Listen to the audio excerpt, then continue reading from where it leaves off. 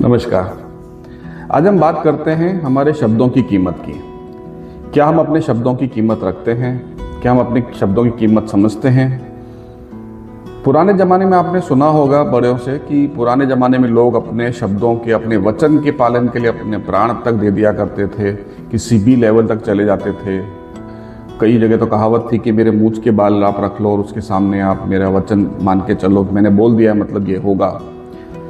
क्या आज भी ऐसा हम मान सकते हैं कि किसी के कहे वचन की कोई कीमत है? आज तो ऐसा ज़माना है कि आपके सामने कोई कुछ कह के जाए और पलट के उसकी बात ही भूल जाए कि मैं तो कुछ कमिटमेंट किया ही नहीं था। लेकिन आज के ज़माने में भी ऐसे महान लोग हुए हैं जिनको अपने शब्दों की कीमत पता है और जो शब्दों की कीमत रखने के लिए किसी भी हद तक जा सकते हैं। आज हम बात करते हैं एक ऐसे महान व्यक्तित्व की, श्री एपीजे अब्दुल कलाम साहब, जो हमारे राष्ट्रपति भी रहे हैं और एक बहुत महान वैज्ञानिक, इसरो के बहुत बड़े साइंटिस्ट थे। जब वो इसरो में काम कर रहे थे और एक डिपार्टमेंट के हेड थे, तब की ये बात है। एक दिन की बात है कि उनके पास उनके जूनियर वैज्ञानिक उनके पास आते हैं और उनको बोलते हैं कि सर आज मुझे जल्दी जाने की छुट्टी चाहिए, परमिशन चाहिए। बोले अरे कहाँ जाना है, क्या हुआ? तो उन्होंने बोला कि साहब शाम को 5 बजे मैंने अपने बच्चों को म्यूजियम ले जाने का कमिटमेंट किया है। काफ़ी दिनों से बात चल रही है लेकिन मैं टाले जा रहा था, लेकिन आज तो बच्चों ने जिद पकड़ ली कि म्यूजियम देखना ही है, तो मुझे उनको आज ले जाना पड़ेगा। 5 बजे की हमने बात करी है, टिकट विकेट सब ले लिए हैं, तो 5 बजे हमको जाना पड़ेगा। तो आप अनुमति दें तो मैं उनको दिखा लूँ। बोले अरे कोई बात नहीं, आप 5 बजे बच्चों को लेके जाइए, उनको दिखा दीजिए, काम की चिंता ना करें और काम तो हो जाएगा। वो बड़ा खुश हुआ, वो अपने काम में लग गए वैज्ञानिक। अब वैज्ञानिक तो आप जानते हैं कभी भी घड़ी देख के काम नहीं करते, वो तो जब तक उनका प्रोजेक्ट कंप्लीट नहीं होता वो काम में लगे रहते हैं, तल्लीनता से अपने काम में लगे रहते हैं। तो ऐसा ही हुआ। 5 बजे के आसपास कलाम साहब अपने कैबिन से निकले और देखने गए कि वो साइंटिस्ट जिन्होंने जाना था अपने घर, वो गए कि नहीं गए। बच्चे उनका वेट कर रहे होंगे।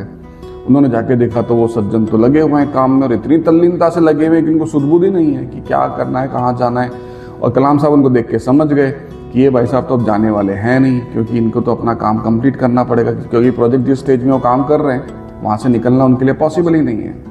खैर कोई बात नहीं, कलाम साहब वहाँ से चले गए। अब रात को जब उन साइंटिस्ट का काम कंप्लीट हुआ तब तक 8-9 बज गया। वो अपना काम हम निपटा के घर जाने के लिए निकले, गाड़ी में बैठे तब उनको याद है, अरे यार आज तो मैंने बच्चों को कमिटमेंट दिया था कि मुझे उनको लेके जाना है म्यूजियम, 5 बजे का टाइम था, कलाम साहब ने परमिशन भी दे दी थी, सब कुछ हो गया था, लेकिन मैं भूल गया, काम में इतना बिजी हो गया, इतना तल्लीन हो गया कि मैं भूल गया कि मुझे बच्चों को लेके उनको घुमाने ले जाना है। बड़े दुखी, बड़ी ग्लानि हुई। होती है ना ग्लानि अपने बच्चों को, अगर आप नहीं ले जा पाए, उनको अपने कुछ प्रॉमिस किया और नहीं कर पाए तो होता है, हर पिता को होता है। घर पहुंचे, पत्नी ने उनका स्वागत किया, बिठाया, पानी चाय वगैरह जो भी था। अब उन्होंने देखा बच्चे दिख नहीं रहे, हो सकता बच्चे नाराज हो गए, तो उन्होंने अपनी पत्नी से पूछा दोनों बच्चे कहाँ गए? पत्नी ने बोला वो तो थक के सो गए। सो गए इतनी जल्दी? बच्चे तो जल्दी नहीं सोते हैं, ऐसा क्या हुआ? बोले अरे आपने जिस सज्जन को भेजा था दोनों बच्चों को म्यूजियम घुमाने के लिए, वो उनको 5 बजे लेके गया म्यूजियम में, अच्छी तरह से म्यूजियम घुमाया, बहुत अच्छा उनको समझाया, ज्ञान दिया, सब कुछ किया, खूब खिलाया पिलाया, पेट वेट भर के वो बच्चों को लेकर आया। बच्चा जब घर पे आए तो इतना थक चुके थे कि बोले मम्मी हमको तो आज बहुत मजा आया म्यूजियम देखने में, पापा ने बहुत अच्छे आदमी को भेजा था, हम तो अब थक गए हैं। उन्होंने हाथ मुंह धोए, कपड़े चेंज किए तो सो गए। अब साइंटिस्ट जी को टेंशन की, मैंने तो किसी को वो भेजा ही नहीं, कौन आदमी पीछे से आ गया। अब वैज्ञानिकों के साथ समस्या क्या रहती है कि उनके परिवार की सुरक्षा बहुत गंभीर विषय है और इसरो जैसे प्रोजेक्ट में काम करने वाले लोगों की सिक्योरिटी तो बहुत ज़्यादा होती है। तो ऐसा कौन आदमी था जो पीछे से आके बच्चों को ले गया और बच्चों को वापस छोड़ भी गया तो अच्छा हुआ, लेकिन अगर कुछ ऊंच नीच हो जाती तो क्या करते? बड़ी चिंता हुई उनको। फिर रात को उनको अचानक से ध्यान आया कि मेरे म्यूजियम जाने की बात तो मेरे और कलाम साहब के अलावा कोई जानता ही नहीं था, या तो मेरे परिवार जानता था, परिवार तो किसी को बताएगा नहीं, कलाम साहब ने किसी को भेजा होगा, हो सकता है। सुबह उठते दौड़ के वो कलाम साहब के पास पहुंचे।